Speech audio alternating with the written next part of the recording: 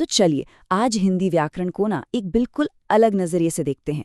इसे नियमों की कोई भारी भरकम किताब नहीं, बल्कि एक शानदार इमारत की तरह समझते हैं, जिसे आप जानते हैं ईंट दर ईंट बड़े ध्यान से बनाया गया है ना कमाल की बात।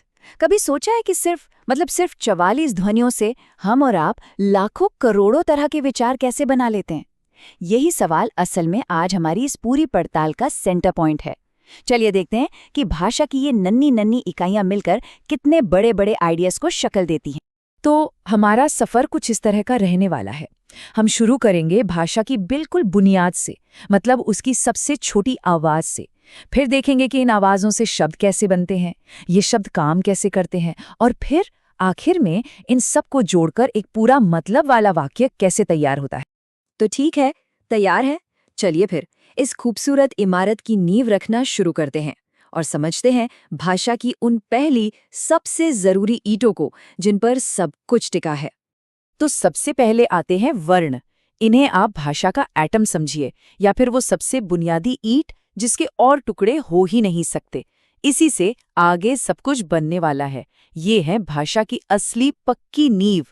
और ये देखिए, ये है देवनागरी लिपि का पूरा ब्लूप्रिंट। अब इसमें हर एक वर्ण को मोटे तौर पर दो हिस्सों में बांटा गया है। एक है स्वर, जिनकी अपनी एक आज़ाद आवाज़ होती है, और दूसरे हैं व्यंजन, जिन्हें बोलने के लिए आप समझिए किसी न किसी स्वर की मदद लेनी ही पड़ती है। अच्छा, तो अब हमारे पास ईंटें तो आ गईं, तो अब क्या करें? जाहिर है दीवारें बनाना शुरू करते हैं। चलिए देखते हैं कि ये अलग अलग ध्वनियां मिलकर कैसे मीनिंगफुल मतलब वाले शब्द बनाती हैं।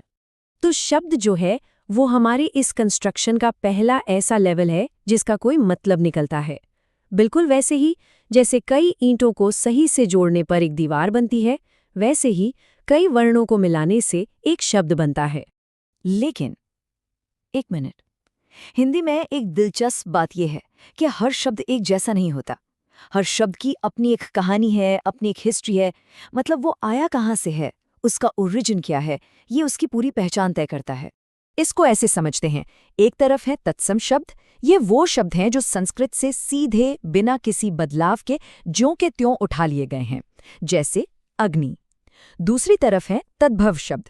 अब ये आए तो संस्कृत से ही हैं, पर समय के साथ बोलचाल में इनका रूप थोड़ा बदल गया है। जैसे संस्कृत का कर्ण आज हमारी हिंदी में कान बन गया है। तो चलिए, हमारी दीवारें अब खड़ी हो चुकी हैं, बिल्डिंग का स्ट्रक्चर दिखने लगा है। अब हमें ये समझना होगा कि इस इमारत में जो अलग अलग कमरे बन रहे हैं, उनका काम क्या है। मतलब एक वाक्य में हर शब्द का अपना रोल क्या होता है। और ये जो चार्ट है, ये बिल्कुल एक मास्टर ब्लूप्रिंट की तरह है। ये हमें दिखाता है कि शब्दों को उनके काम के हिसाब से कैसे बांटा जाता है। हर शब्द की एक अपनी तय जगह है, एक खास मकसद है।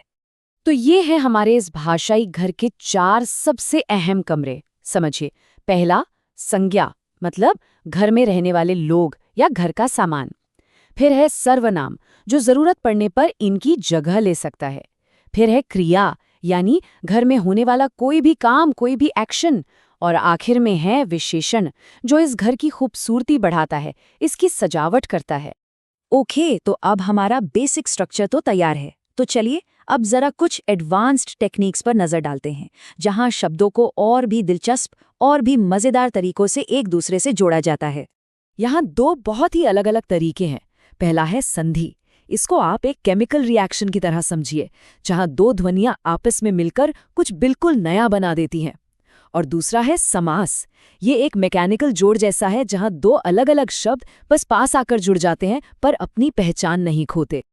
ये देखिए, ये संधि का एक बहुत ही बढ़िया उदाहरण है। ध्यान से देखिए, महा का आखिरी आ और ईश का पहला ई, जब ये दोनों मिलते हैं तो ये पूरी तरह से बदल जाते हैं और एक बिल्कुल नई ध्वनि ए बना देते हैं, और इस तरह बन जाता है शब्द महेश। देखा, यही है ध्वनियों का केमिकल रिएक्शन। और अब हम अपनी इस इमारत के बिल्कुल आखिरी चरण पर आ चुके हैं। अब वक्त है इन सभी हिस्सों को एक साथ जोड़ने का और एक मुकम्मल ढांचा, यानी एक पूरा का पूरा वाक्य तैयार करने का। और ये रहा हमारी सारी मेहनत का नतीजा, वाक्य। यहीं आकर भाषा का असली जादू देखने को मिलता है। वो जगह जहां सारे छोटे छोटे टुकड़े एक साथ जुड़कर एक पूरा कंप्लीट विचार बनाते हैं। चलिए इस वाक्य को जरा तोड़कर देखते हैं। मित्र सभी लाल किला दिल्ली का देखने चले गए। यहाँ मित्र सभी है उद्देश्य, यानी काम को करने वाले। और वो क्या कर रहे हैं? लाल किला दिल्ली का देखने चले गए, ये है विधेय। इसमें लाल किला कर्म है और चले गए क्रिया। देखा आपने कैसे वर्ण, शब्द और उनके भेद सब कुछ मिलकर एक मतलब बना रहे हैं? तो आखिर में बात यह है कि भाषा सिर्फ नियमों का एक सेट नहीं है, ये तो विचारों को बनाने का, उन्हें एक शक्ल देने का एक जरिया है, एक टूल है। अब जब इसका पूरा ब्लूप्रिंट हमारे सामने है तो जरा सोचिए, हम इससे क्या कुछ नहीं बना सकते? संभावनाएं सच में अनंत है।